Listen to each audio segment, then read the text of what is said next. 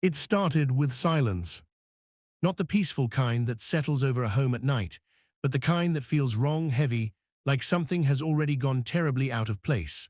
On the morning of April 1st, 2026, that silence began to raise questions in Coral Springs, Florida, questions that would soon unravel into something far darker than anyone expected. Nancy Metayer Bowen was not someone who simply disappeared from her responsibilities. As vice mayor, her schedule was structured, visible, and important.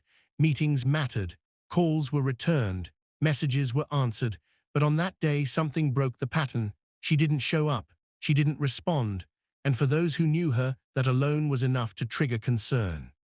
At first it seemed like a small thing, a missed meeting, a delayed reply.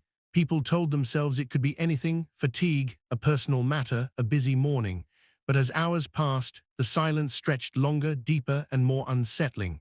Calls went straight to voicemail, texts remained unread, and then something even stranger happened. Her husband began responding in her place. The messages were brief, almost dismissive. He told people she wasn't picking up, that she was unavailable, nothing alarming on the surface, but something about it didn't sit right. The tone, the distance, the fact that it was him, not her. For a woman known for her commitment and presence, this behavior didn't match, and the people around her began to feel it, that creeping instinct that something was wrong. By the time authorities were contacted for a welfare check, the situation had already shifted from concern to urgency. When officers arrived at the home, there were no immediate signs of chaos from the outside. No broken windows, no forced entry, just a quiet house, holding on to whatever had happened inside. They knocked, waited, listened. Nothing. But as trained investigators, they were not just listening for sounds, they were reading the absence of them. And sometimes, silence speaks louder than anything else. Once inside, the atmosphere changed instantly. There are moments in investigations where the air itself seems to carry a warning. This was one of them. Subtle signs began to appear, details that didn't belong, irregularities that hinted at violence, and then the discovery that confirmed the worst. Nancy Metayer Bowen was found dead inside her own home. Her body had been concealed, wrapped carefully in blankets and garbage bags, placed in an upstairs bedroom. It wasn't a scene of chaos, it was a scene of control, of intention, of someone who had not only committed a crime, but had taken steps afterward to delay its discovery. And perhaps most disturbing of all, it had worked, for a time. Investigators quickly began piecing together what had happened. Evidence pointed to gunfire, multiple shots, a violent act carried out within the walls of a home that, to the outside world, appeared stable. But the most chilling detail wasn't just how the crime was committed, it was what happened after. Inside that same house, after the shooting, after the body had been wrapped and hidden, life continued. Not normally, not truly, but in a way that suggested something deeply unsettling. The suspect, her husband, had remained in the home. He had moved through the space where the crime had taken place. He had slept downstairs, just rooms away from where her body lay concealed. That detail alone would leave investigators, and later, the public, struggling to understand the mindset behind such behavior. What kind of person does that? What happens in the hours after something like this? What goes through someone's mind as they move through a house holding that kind of secret? As officers processed the scene, another piece of the puzzle was already falling into place elsewhere. Because before the full discovery had even been made public, Stephen Bowen had already begun to unravel. He didn't flee far, he didn't disappear completely. Instead, he reached out to family. According to reports, he went to his uncle and said something that would later echo throughout the investigation. He admitted that something had happened, that Nancy was dead. The words were not part of a formal confession yet, but they were enough to raise alarms, enough to turn suspicion into certainty. And then there was the bag. He reportedly attempted to hand over a bag containing what investigators would later believe was connected to the crime, the weapon itself. It was as if In that moment, the weight of what he had done began to press in on him, forcing cracks in whatever plan he thought he had. Because up until then, there had been a plan. The messages, the delay, the concealment of the body, the attempt to maintain normalcy. Each step suggested an effort not just to commit the crime, but to control what happened after it. But plans like that rarely hold. Police moved quickly. They tracked him down within the same day. There was no dramatic chase, no extended manhunt, just a rapid shift from suspicion to arrest. And just like that, the quiet home in Coral Springs became the center of a growing investigation, one that would soon draw attention far beyond the neighborhood. Because this wasn't just any case. This was a public figure, a community leader, a woman with a future that extended far beyond local politics. And the person accused of taking her life wasn't a stranger, wasn't an outsider, wasn't someone lurking in the shadows. It was the person closest to her. As news began to spread, the shock hit in waves. People struggled to reconcile the image they had of Nancy, professional, dedicated, present, with the reality of how her life had ended. There were no clear warning signs, at least none that had reached the public, no obvious unraveling, no visible collapse. Just a sudden, violent end behind closed doors. And as investigators continued their work, one question began to rise above all others. Why? Because without a clear motive, the case took on an even darker edge. It wasn't just about what happened, it was about understanding what could drive someone to do it. Was it something building over time, something hidden beneath the surface of a seemingly normal relationship? Or was it something more sudden, more unpredictable? At this stage, those answers remained out of reach. What was known, however, was enough to grip a community, and soon, an entire audience watching from afar. A missed meeting had turned into a welfare check. A welfare check had turned into a murder investigation. And a marriage had become the center of a crime that no one saw coming. But as the details continued to emerge, one thing became clear. This story was far from over. Because behind the evidence, behind the timeline, behind the silence of that house, there were still layers left to uncover, and with each new detail, the picture would only become more unsettling. The question was no longer just what happened inside that home. It was what had been happening long before that night, and how it all led to this. And that is where the story begins to take a deeper turn. By the time the sun set on April 1st, the quiet streets of Coral Springs were no longer untouched by what had happened inside that home. The news had begun to spread, slowly at first, then all at once, transforming confusion into shock and shock into a growing sense of disbelief. Because the more people learned about Nancy Metayer Bowen, the harder it became to understand how her life had ended this way. She wasn't just known, she was respected. In meetings, in public spaces, in her community, she carried a presence that was steady and intentional. People described her as focused, disciplined, and deeply committed to her work. She showed up. She followed through. She led. And that made the silence, that mourning, even more unsettling in hindsight. Investigators, however, were no longer focused on who she was in public.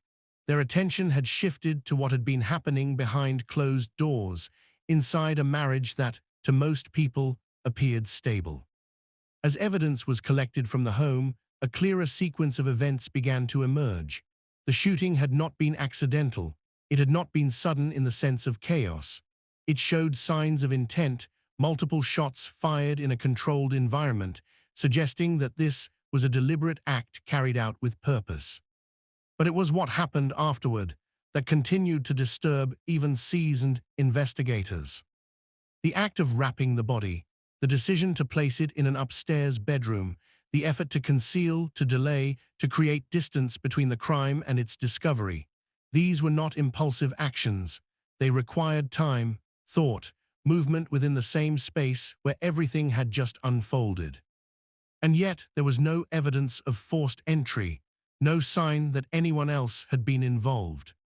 which brought everything back to one person, Stephen Bowen. As detectives began to reconstruct his movements, the timeline tightened around him, the messages he sent, the lack of urgency, the way he inserted himself into the narrative by responding on Nancy's behalf, it all began to take on a different meaning. It wasn't concern. It was control. By speaking for her, he created a temporary illusion that everything was normal, that she was simply unavailable, that there was no reason to worry, and for a short time, that illusion held. But not long enough. Because outside that home, something else was happening, something he could not control. People were paying attention, they knew her patterns, they recognized when something didn't align, and that awareness is what ultimately brought police to the door. As the investigation continued, attention turned to what he had done after leaving the house. His interaction with his uncle became a critical piece of the case. According to reports, there was no elaborate story, no attempt to create a complex lie. Instead, there was a moment of admission, something that suggested pressure building beneath the surface. He indicated that Nancy was dead, that something had happened that he could not take back. And then, the attempt to hand over the bag. That detail raised even more questions than answers. Was it an attempt to distance himself from the weapon, to remove evidence from his possession, or was it something else entirely, something closer to panic than planning? Because for all the effort that went into concealing the crime inside the house, what followed seemed less controlled, less calculated, almost as if the reality of what had been done was beginning to break through whatever plan had been set in motion. When police located and arrested him, the case shifted once again from discovery to accountability. He was taken into custody and charged with premeditated murder, along with evidence tampering. The charges reflected what investigators had already begun to conclude. This was not a crime of sudden chaos, but one that involved decision-making before and after the act. And yet, even with those charges in place, one critical piece remained missing. The motive. In many cases, the motive provides clarity, it gives context, it answers the question that sits at the center of every investigation: why? But here, that answer remained uncertain. There were no immediate reports of ongoing domestic disputes, no public records suggesting a pattern of escalating violence, no clear trigger that had been identified in the early stages of the investigation. To those on the outside, the relationship had not raised alarms. And that absence of warning made the case even more unsettling, because it suggested that whatever had been happening between them, if anything had been building, it had remained hidden. Friends, colleagues, and members of the community began to reflect on what they knew, searching for anything that might make sense of it. Conversations shifted from shock to speculation, from grief to questions that had no easy answers. At the same time, another layer of the story began to surface, one that added even more weight to an already devastating situation. Just months before her death, Nancy had experienced a personal loss within her family. It was a tragedy that had already placed emotional strain on those close to her. And now, that grief had been compounded by something even more unimaginable. For those who knew her, it wasn't just about losing a public figure. It was about losing someone who had been actively moving forward, building, contributing, someone whose life had not shown signs of slowing down. And that made the way it ended feel even more abrupt, even more wrong. As the legal process began to take shape, the focus shifted toward what would come next: court proceedings, evidence presentation, the slow, methodical process of building a case that could stand under scrutiny. But outside the courtroom, the impact of what had happened continued to spread. The community responded with mourning and remembrance. Statements were released, tributes were shared, people spoke about her work, her presence, the role she had played in shaping the community around her. And through all of it, one reality remained constant. The person accused of taking her life had once shared that same space with her, the same home, the same routines, the same daily life that from the outside had appeared ordinary. That contrast between what was seen and what was hidden became one of the most haunting aspects of the case, because it forced people to confront a difficult truth. Not all warning signs are visible. Not all conflicts are known. And sometimes, the most significant events unfold in places where no one else is looking. As investigators continued their work, they remained focused on filling in the gaps, digging deeper into the timeline, examining every detail, looking for anything that could explain what had led to that night. Because even with a suspect in custody, even with evidence pointing in a clear direction, the story was not complete. There were still questions waiting beneath the surface. Questions about what happened in the hours leading up to the shooting, about what was said, about what changed. And perhaps most importantly, questions about whether this could have been seen coming, or if it was always going to end this way. As the case moved forward, those answers would become the next piece of the story. And what they revealed would only make everything more difficult to understand. By the time the case moved fully into the legal system, the story had already left the walls of that home and settled into the minds of everyone who heard it. What began as a quiet absence had turned into a confirmed act of violence, an arrest, and now the slow process of justice. But even as the investigation became more structured, more procedural, the weight of what had happened did not lessen. If anything, it became heavier. Because now there was no uncertainty about whether a crime had occurred. Only the reality of it. Stephen Bowen remained in custody, held without bond, as prosecutors prepared their case. The charges, premeditated murder and evidence tampering, reflected the seriousness of what investigators believed had taken place. Each detail collected from the home, each statement, each movement reconstructed from that night would now be examined in a courtroom setting. But unlike the physical evidence, which could be documented and presented, there was still something missing. A clear explanation. And that absence continued to echo through every stage of the case. As legal proceedings began to take shape, more attention was given to the timeline, not just what happened, but how it happened in sequence. The hours leading up to the shooting remained one of the most critical gaps. Investigators worked to determine whether there had been an argument, a confrontation, or any immediate trigger that could explain the sudden escalation. But even as those efforts continued, no single moment stood out as the definitive cause. There was no recorded call, no witness to a final dispute, no public indication that something irreversible was about to occur.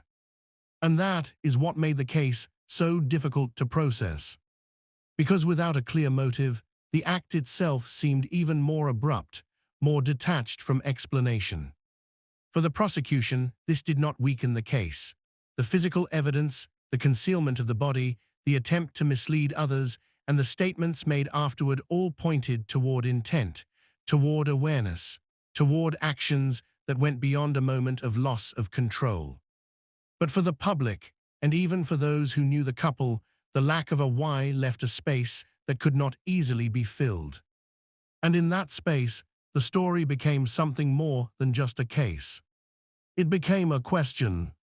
As court dates were set and legal arguments began to form, the focus shifted toward accountability, toward presenting what could be proven rather than what could be speculated.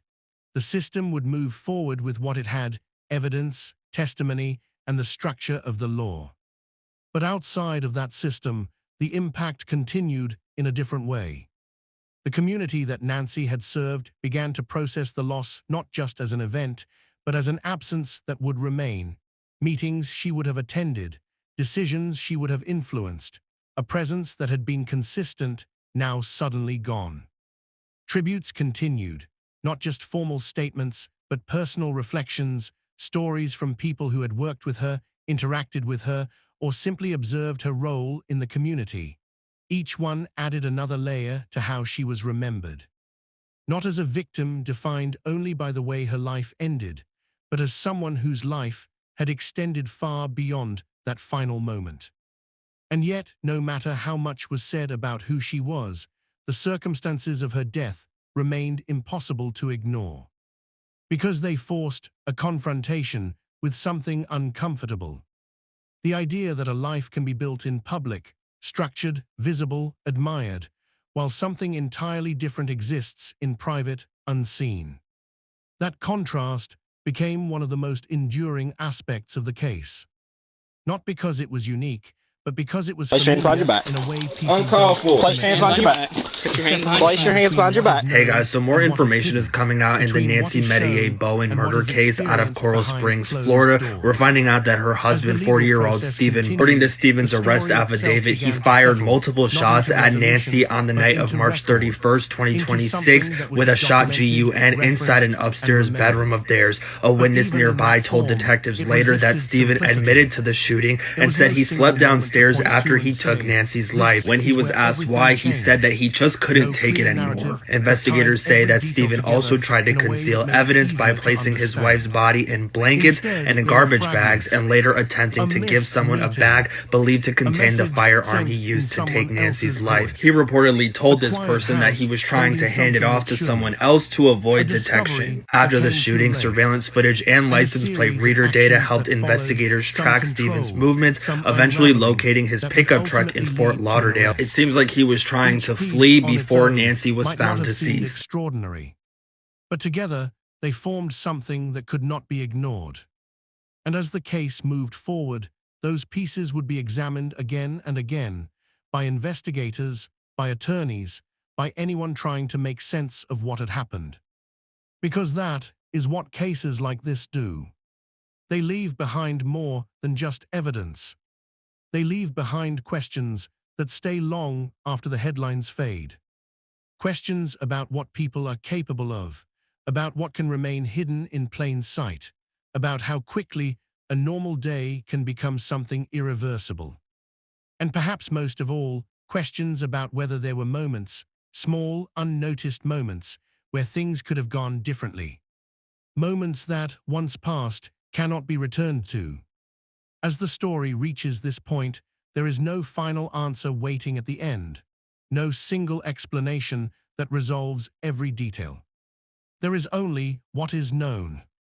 A life taken, a person held responsible, and a sequence of events that began in silence and ended in something that continues to echo far beyond that home. Because even now, as the legal process continues and time moves forward, the impact of that silence, the one that started it all, has not fully faded. It remains in the questions, in the memory, and in the understanding that sometimes the most unsettling stories are the ones that never fully explain themselves.